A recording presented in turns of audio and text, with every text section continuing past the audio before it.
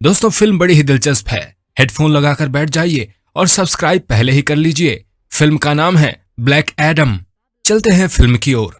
Film शुरू होती है पहाड़ों से, एक खानदाक शहर से जो सदियों पुराना था। लगभग 2600 बीसी पूर्व यानी 5000 साल पहले का। खानदाकवासी पृथ्वी के सबसे पहले आदिवासी थे, यानी सबसे पुराने। फिल्म में हम देखते हैं कि चारों तरफ सैनिक लड़ रहे हैं। उसके बाद दिखता है राजा एक्तन, जिसका असली मकसद था सबैक का ताज बनवाना। ये ताज उसे अमर बना सकता था। इसे बनाने के लिए चाहिए था इटर्नियम, जो अमूल्य खनिज था, जो सिर्फ खानदाक में ही मिलता था। वहां की जनता को उसने गुलाम बनाकर खनिज की खुदाई करवाई। वो खनिज मिल भी गया। लोग बगावत करने के लिए उतर आए और उन्हें अब चाहिए था एक मसीहा जो उनकी मदद करे, क्योंकि राजा अख्तन उन पर बहुत अत्याचार कर रहा था। क्रूर अख्तन के आदमी को इटर्नियम मिलने पर उसके आदमी ने मजदूरों पर और अत्याचार करना शुरू कर दिया। मजदूरों को चाहिए था अब उनका सेवक। राजा अख्तन जानता था कि एक बड़ी चिंगारी बन सकती है, इसलिए उसने इस चिंगारी को बुझाने का फैसला किया। लेकिन हुआ कुछ और ही। ब्रह्मांड के जादूगरों ने, शक्तियों ने मजदूर के एक लड़के को शक्तियां देकर उसे ही सूरमा बना दिया। लेकिन उधर ताज बन चुका था। सूरमा राजा एक्तन को मारने के लिए महल गया, लेकिन राजा ने ताज की शक्तियों का प्रयोग किया। दोनों की शक्तियां टकराने से महल बर्बाद हो गया, ध्वस्त हो गया और सूरमा जीत जाता है। जिसके बाद जादूगरों ने ताज को छुपा दिया ताकि वो ताज फिर किसी के हाथ ना लग सके, और सूरमा अचानक गायब हो गया। कहते हैं कि वो सूरमा तब लौटेगा जब उसकी सबसे ज्यादा जरूरत होगी। अगले सीन में दिखते हैं 3 बदमाश जिनकी गाड़ी को पुलिस वाले चेक कर रहे हैं। लेकिन तभी अचानक वहां एक बच्चा आता है जो स्केटिंग कर रहा होता है और पुलिस वालों का ध्यान बंट जाता है और वो बदमाश गाड़ी लेकर आगे बढ़ जाते हैं। असल में ये 3 बदमाश और गाड़ी में छुपी हुई वो लड़की ताज चुराने के लिए निकले हैं। पूरी रात गाड़ी चलाने के बाद ये चोर बदमाश उसी पहाड़ी के पास पहुंचते हैं जहां से कहानी शुरू हुई थी। बदमाशों ने ताज खोजना शुरू किया। अचानक उनका एक आदमी गायब हो जाता है। तभी कुछ देर में वहां कुछ आर्मी पोशाक वाले लोग आ जाते हैं।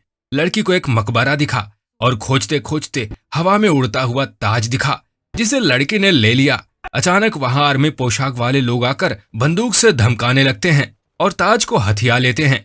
तभी लड़की ने कुछ ऐसा किया जिससे सूरमा हजारों साल बाद दोबारा आ गया। हीरो यानी सूरमे की शक्ति से आर्मी वाला राख हो गया और यहाँ जबरदस्त फाइट होती है। शज़ाम यानी सूरमा दोबारा इस दुनिया में आ चुका है। लड़की ने वो ताज अपने बैग में छुपा लिया था। अचानक वो बदमाश और लड़की गाड़ी में जाकर बैठकर भागने लगे, जिनमें से 2 बदमाश मारे गए। सुपर हीरो के साथ आर्मी ने लड़ाई फिर शुरू कर दी, जिन्हें उसने अपनी शक्तियों से ध्वस्त कर दिया। तभी एक धमाके में सूरमा भी बेहोश हो गया। चारों तरफ इस हादसे की खबर हो गई। तभी एंट्री होती है मैक्सिन हैंकल नाम की एक लड़के की, जो बहुत ही जीनियस है और वो सुपर वुमन भी है। साथ ही केंटकी, जिसकी याददाश्त बहुत पुरानी है, वो कई साल पुराना सुपर हीरो है। कुल मिलाकर इस सीन में 4 सुपर हीरोज हैं जो एक यान में जाकर बातचीत करते हैं। अल और मैक्सिन दोनों शक्तिशाली हैं, किसी सुपर हीरो की ही तरह। ये चारों सुपर हीरोज शक्तिशाली हैं, बिल्कुल ब्लैक एडम की तरह। शज़ाम को होश आता है।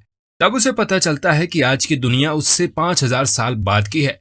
उसे पता चलता है कि उसे उस लड़की ने जगाया है। ये लड़की सूरमे यानी ब्लैक एडम से मदद मांगती है। ये 4 लोग सूरमे को पकड़ने जा रहे हैं। सभी लोग हैरान हैं कि ये ब्लैक एडम कौन है और कहां से आया है। एक बार फिर पुलिस वालों और ब्लैक एडम के बीच लड़ाई होती है। उसी समय वो 4 शक्तिशाली लोग भी अपने यान के साथ आ जाते हैं। ये चारों भी सुपर पावरफुल हैं, जिनके साथ ब्लैक एडम की झड़प और बहस होती है। ये जबरदस्त सीन एवेंजर्स की याद दिलाता है।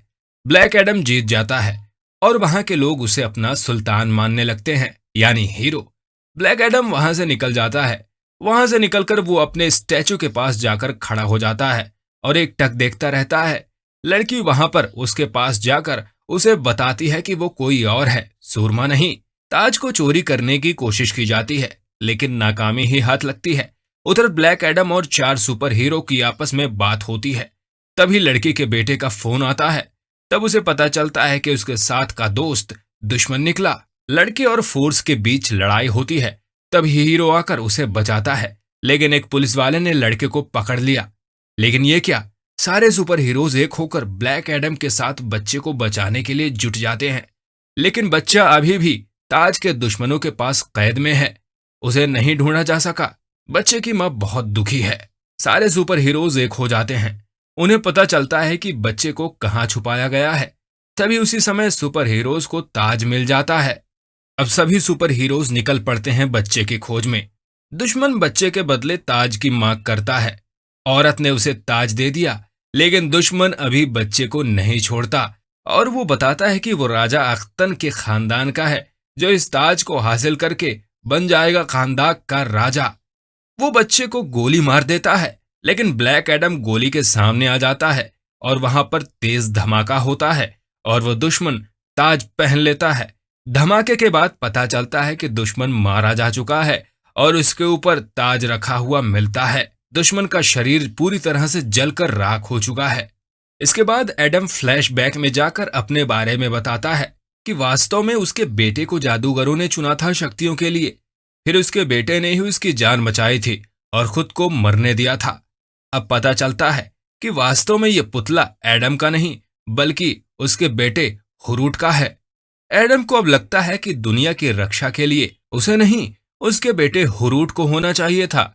इस पर वो शज़ैम कहता है और दोबारा बिना शक्ति के साधारण बाप बन जाता है। अगले सीन में बर्फीले पहाड़ों के बीच जाता हुआ वायुयान दिखता है, जो पानी के अंदर प्रवेश कर जाता है, जहां और भी लोग हैं जिन्हें सुपर हीरोज ने एडम को सौंप दिया ताकि वो बेहोश रहे और अपनी शक्तियों को हासिल ना कर सके, नहीं तो इस शहर में हाहाकार मच जाएगा। ब्लैक एडम को छोड़कर सुपर हीरोज वापस चले गए, लेकिन खतरा भी टला नहीं था।